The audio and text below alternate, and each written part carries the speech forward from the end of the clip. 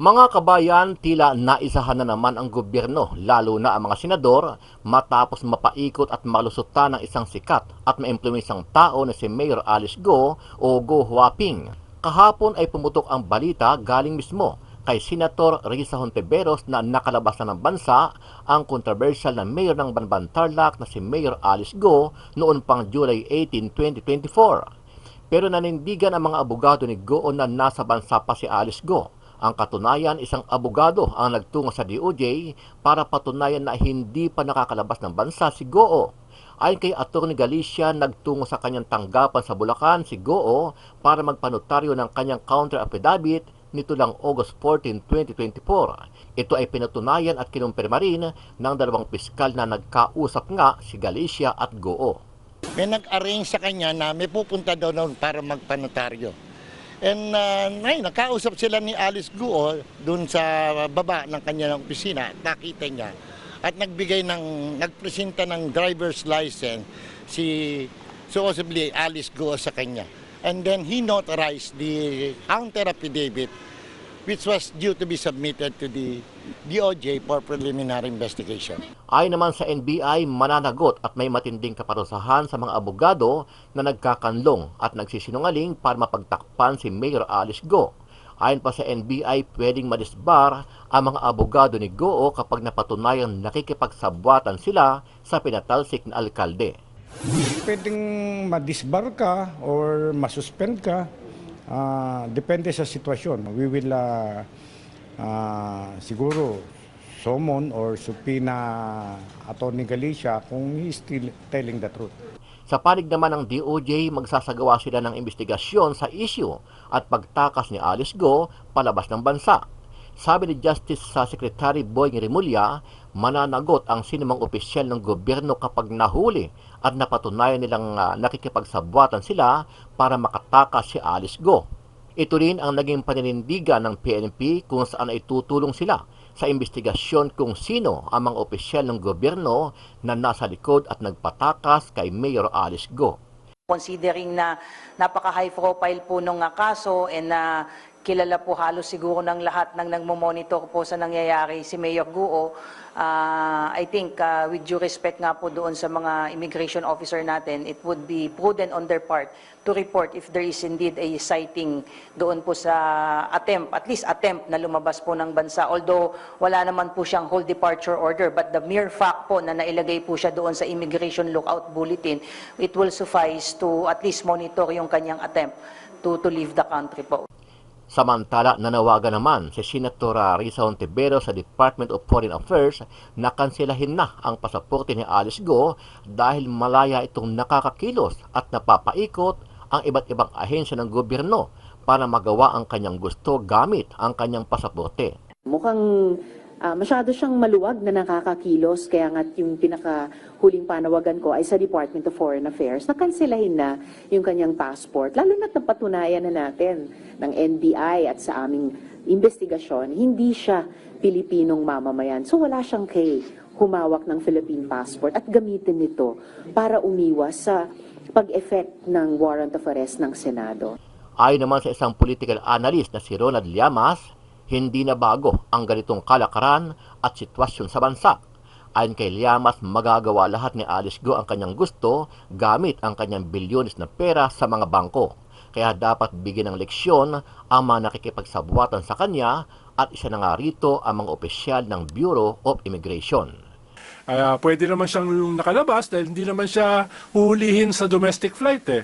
Pwede naman siyang lumipad papuntang Zamboanga. Sa Zamboanga, sumakay siya ng isang yate, papunta ng Sabah. Alam mo naman, napaka-porous ng ating borders, lalo na sa Mindanao. So, maraming paraan dyan, lalo na kung bilyon-bilyon yung bank account, no? Oo, may imagine mo ba yun? Interest lang nun eh. No? Interest lang nun. Kaya, yan yung problema. Napapahiya tayo. High profile case ito eh. Paano pa yung mga hindi high profile? So labas-masok lang yung mga kriminal, no? Ito high profile eh. No, kaya dapat dahil high profile ito, dapat naman yung ating immigration department ay mas nag due diligence ng husto. Ano ang masasabi mo dito, kabayan? Naniniwala ba kayo na nakalabas na ng bansa si Mayor Alice Go o nasa Pilipinas pa ayon sa kanyang mga abogado? Sama-sama nating panuorin ang buong video at pakicomment nyo po ang inyong mga reaksyon at sariling opinyon. Pero bago yan, muli po ako nag-iimbita sa mga hindi pa po nakasubscribe sa ating channel na Kabayan News PH, pakipindot po ang subscribe button at pakiclick na rin ang notification bell para lagi kayong updated sa mga bagong upload natin na legit at napapanahong balita. Maraming pong salamat. Kung ang mga naging source ng Presidential Anti-Organized Crime Commission ng Bureau of Immigration at ni Senator Riza Hontiveros ang tatanungin, kumpirmadong July 18 pa raw umalis ng bansa si dating Bamban Tarlac Mayor Alice Go papuntang Kuala Lumpur, Malaysia. Pero sabi naman ng abogado ni Go, hindi pa umaalis sa Pilipinas ang kanyang kliyente. Para magkaalaman na, personal na humarap sa Department of Justice kaninang abogadong si Attorney Elmer Galicia na nakakita raw kay Go nito lang nakaraang linggo. Ayon kay Attorney Galicia, sa law firm niya sa San Jose del Monte, Bulacan pumunta ang dating alkalde noong Miyerkules, August 14 para manumpa at magpanotaryo ng kanyang counter affidavit. Hindi na nagpaunlak ng panayam ang abogado sa DOJ kanina, pero kinumpirma rin ng dalawang piskal ang naging pag-uusap ni na Attorney Galicia at Go. May nag-arrange sa kanya na may pupunta daw noon para magpanotaryo. And nakausap sila ni Alice Guo dun sa baba ng kanyang opisina, nakita niya. At nagpresenta ng driver's license si supposedly Alice Guo sa kanya. And then he notarized the counter affidavit which was due to be submitted to the DOJ for preliminary investigation. Bukod sa written affidavit na ihahain daw ni Attorney Galicia, hindi pa malinaw kung may iba pa siyang ipepresentang ebidensya na magpapatunay na nakausap talaga niya si Go. Pero ayon sa NBI, mabigat ang pwedeng parusa sa abogado kung hindi siya nagsasabi ng totoo. Pwedeng madisbar ka or masuspend ka, depende sa sitwasyon. We will siguro summon or subpoena Attorney Galicia kung he is still telling the truth. Base naman sa huling monitoring ng BI, posibleng nasa Indonesia na raw ngayon si Go. Pero palaisipan pa sa kanila kung saan siya dumaan palabas ng bansa dahil wala ito sa records nila. Para hindi na makalayo pa, formal nang sumulat si Executive Secretary Lucas Bersamin sa DFA at DOJ para ipakansila ang passport ng magkakapatid na sina Alice, Wesley at Sheila Lial Go. Kasama rin sa pinapakanselang passport ni Cassandra Ong na konektado sa Pogo at kasama rin ng tatlo. Binalaan naman ni Justice Secretary Boying Rimulya ang mga taga-BI na posible raw kasabwat sa pagtakas ni Go. Panawagan niya, umamin na lang at sabihin ng totoo kaysa siya pa raw ang makahuli sa mga ito. Nanindigan naman ng abogado ni Go na hindi pa umaalis ang dating alkalde. Sa tanong naman kung bakit sa Bulacan pa nagpanotaryo si Go, malamang daw ay mas convenient ito para sa dating opisyal ng Bamban. Ngayong kumpirmado ng nakalabas na ng bansa si dating Bamban Tarlac Mayor Alice Guo, ang Department of Justice hindi ikinatuwa ang nangyayari. Kaya naman, binubusisi na nila kung sino ang nasa likod ng paglusot ni Guo papaalis ng Pilipinas. Siniguro ni Justice Secretary Jesus Crispin Boying C. Remulla na mananagot ang lahat na nagpabaya at hinayaang iligal na makaalis ng bansa si dating Bamban Mayor Alice Guo. Kaugnay nito, ipinag-utos ni Secretary Remulla ang isang malalimang investigasyon tungkol sa umano'y pag-alis ni Guo ng bansa.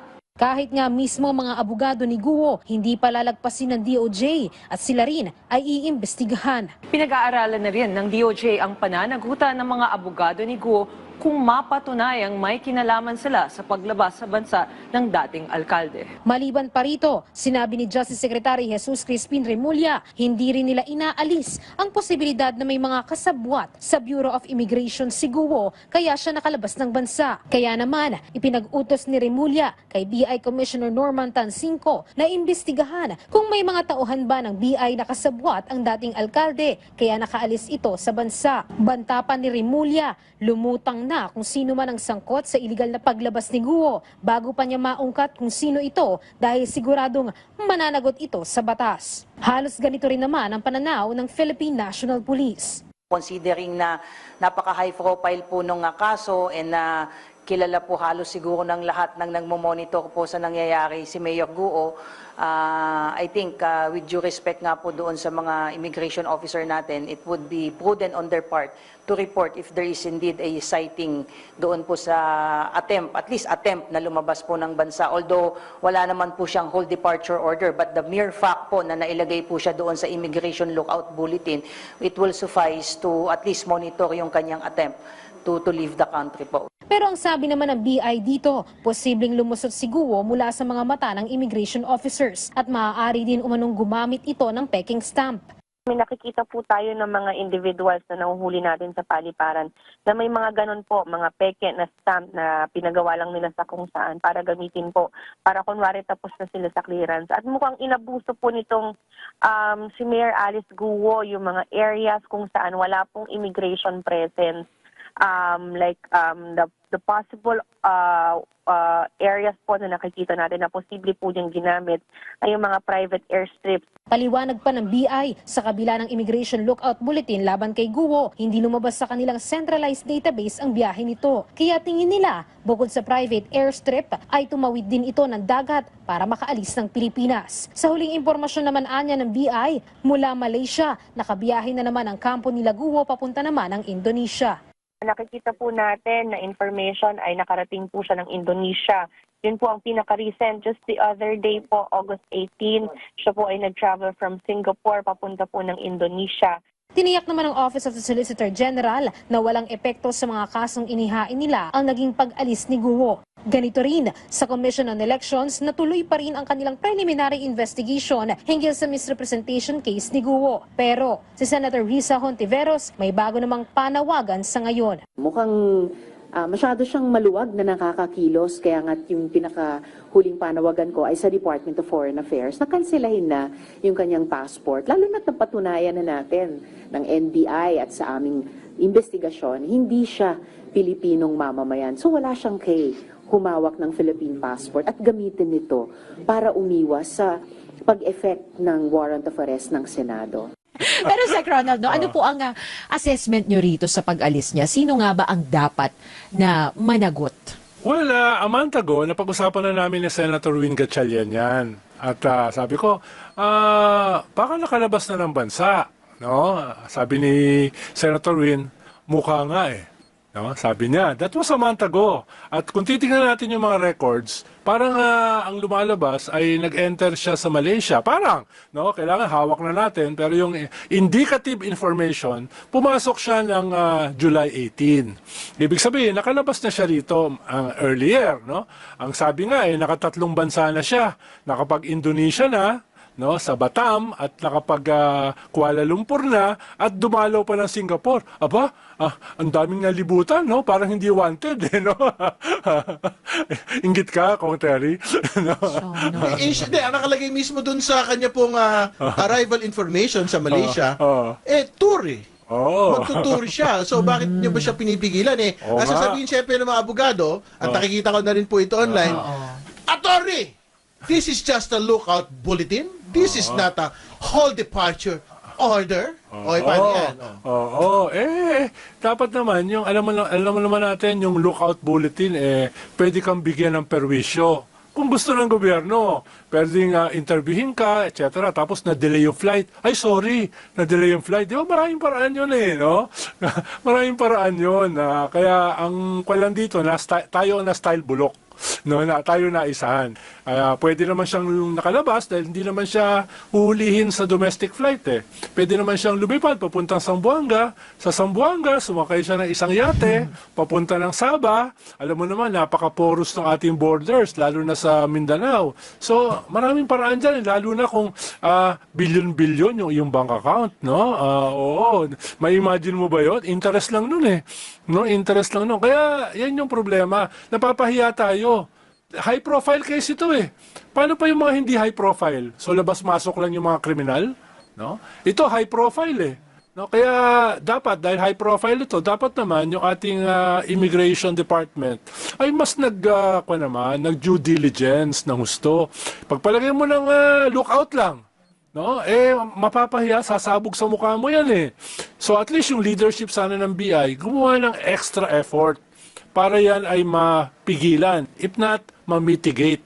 Dahil high profile nga eh. Hindi lang sila ang mapapahiya. Baka sanay na silang mapahiya nung panahon pa ng pastillas. Naalala mo yung pastillas scandal, no? Di ba? Tama. At yung libo-libong pumapasok dito na illegal, no? Lumalabas, ini-escortan pa ng mga Bureau of Customs, ng Bureau of Immigration. Tapos yung ating mga OFW, no? Ay winawalang hiya, binabastos. Di ba? Tapos yung mga yan, labas-masok lang. So yun yung nakakainis eh.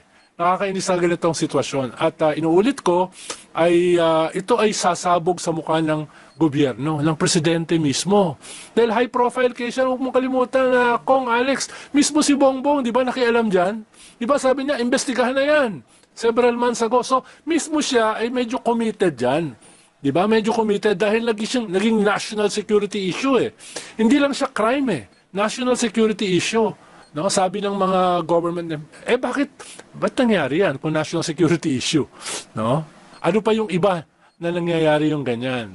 Yun yung medyo nakakahiya. So, Sec Ronald, ano po yung nakikita niyo yung dapat maging susunod na hakbang ng pamahalaan? Kasi some are saying pwede nating bawian pa sa pamagitan ng extradition, pero mukhang mahihirapan ba tayo? Ngayon nga, hirap pa tayo kay Tebes sa East Timor, di ba? Yung napakagaling na abogado niya, si Atty. Topacio, gusto pa mag-file ng kaso sa United Nations. Kaya ba yun? Idol ko yun, si Topacio, no? Galing kumanta nun sa karaoke. Sana doon na lang siya, no? Kaya ito ay, una, hindi natin alam nasan ba talaga. Ikalawa, may extradition treaty ba tayo sa bansa na yon? May mga bansa kasi na wala eh. Halimbawa, Portugal. Wala naman tayong extradition treaty. Ano pa yung mga bansa na wala tayong extradition treaty? China, syempre. Oo. Hindi, China meron. Meron ba tayo? Pero, syempre, baka hindi naman tayo paboran ng China pag nagkaganyan ng kaso. Baka may iba pa kasi naghahandang pumunta ng China. No? Pag sakaling sila ay masampahan ng kaso. Wala naman ako naisip pahiwatig. Well, pero very important, syempre, yung pinag-usapan nga natin, ang paliwanag po ng Bureau of Immigration, assuming na lumabas si Alice Go, siya ay lumabas hindi through yung formal channels, no? So basically, pagka lumabas sila sa informal channels or illegal channels, illegal ports, wala naman kasi yung Bureau of Immigration doon. So, Sec Ronald, bakit naman doon natin sila ipapako sa krus kung hindi sila dumaan sa mga formal channels? Tama. Binibigyan ko rin naman sila katulad mo ng benefit of the doubts. No? Binibigyan ko sila ng benefit of the doubts. Medyo plural. No? At, pero sabi mo nga, kung sumakay siya ng aeroplano o private jet, doon kailangan ng pandon, ng Bureau of Immigration. Diba? Kahit private jet yan. No? Ikalawa, siya ba ay baka nakalabas naman siya, gumamit siya ng fake passport. Paano? Nangyari dati yan eh. Tinutugis ko yung Reyes Brothers, yung sa Palawan. Nakalabas sila ng bansa, nakapunta sila ng Vietnam. No, dumaan sila sa legal, pero ibang passport yung gamit nila, iba yung pangalan. Ibig sabihin, it can be done. No, meron akong personal knowledge na nangyari yan noon. No? Kaya, yun, kailangan na natin malaman ano ba talaga nangyari.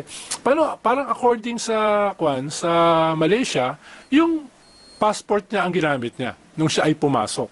Tama. No? Philippine passport niya. Philippine passport ang ginamit niya. Ang tanong, siya ba ay lumabas using that same passport?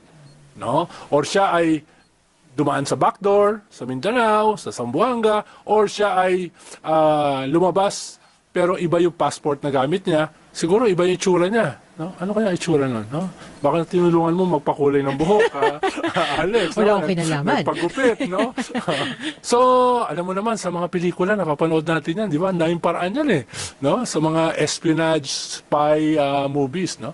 Kaya, sana naman ay hindi nangyari yon para yung ating benefit of the doubts, no, ay naging benefit talaga para sa ating Bureau of Immigration dahil nakakahiya dahil high profile case eh.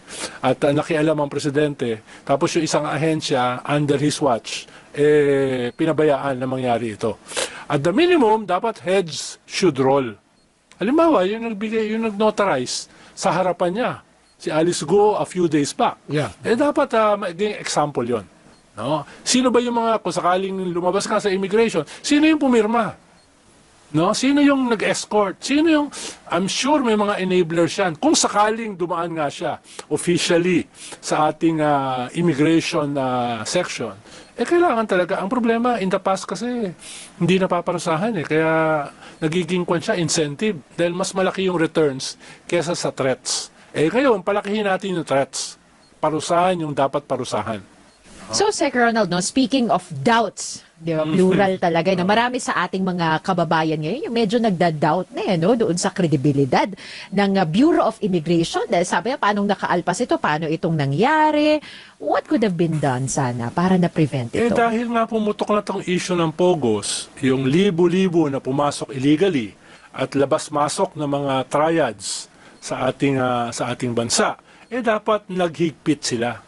At least pakitang tao man lang, di ba? Uy, naghihigpit kami, di ba? Para at least yun man lang inasahan mo, no?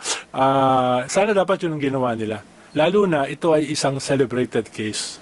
Mapapahiya no less than the president. No? Dapat naghihigpit sila.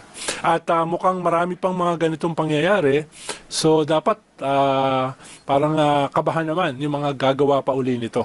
Dahil mukhang dumadami yung mga kaso rito, may quad pa. Di ba? May quad pa, may naririnig pa akong impeachment, may naririnig pa akong ICC, no? Baka dumami ang mga gumamit ng ganyang klaseng mga windows o yung mga ganyang klaseng vulnerabilities natin in the future.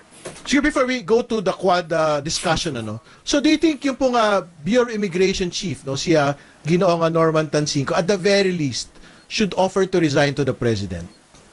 Well, kung talagang nangyari na ginamit yung Bureau of Immigration dyan, no? Dahil binibigyan pa natin sila ng benefit of the doubts, no? Kung nangyari nga na nagamit yung BI dyan sa paglabas, talagang dapat magbigay siya ng courtesy resignation.